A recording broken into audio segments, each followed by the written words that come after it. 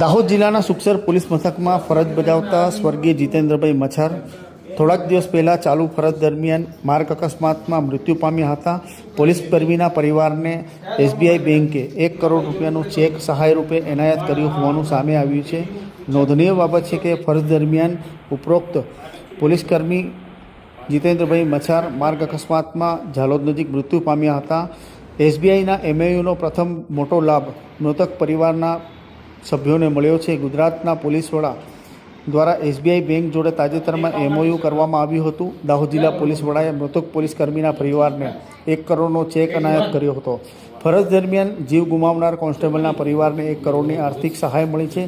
પોલીસે તેમના પરિવારના સભ્યને પરત તો ન લાવી શક્યા, પરંતુ તેમના ગયા પછી તેમના પરિવારને કોઈ આર્થિક સંકળામણ ઊભી ન થાય તે માટેનો એક સરાહનીય પ્રયાસ હાથ ધર્યો હોવાનું અહીંયા લેખે લખાઈ રહ્યું છે.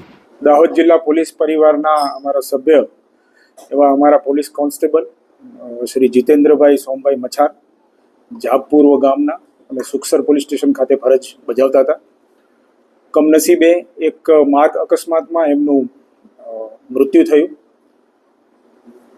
અમારા પોલીસ વિભાગની માનનીય ડીજી સાહેબની એસબીઆઈ બેંક સાથે એમઓયુ થયેલું છે. એ એમઓયુ અંતર્ગત જો કોઈ પોલીસ કર્મચારી ચાલુ ફરજ દરમિયાન અવસાન પામે અને એમનું સેલેરી એકાઉન્ટ જો એસબીઆઈ બેંકમાં હોય તો એમને 1 કરોડ રૂપિયા અને અન્ય લાભો મળવાપાત્ર છે.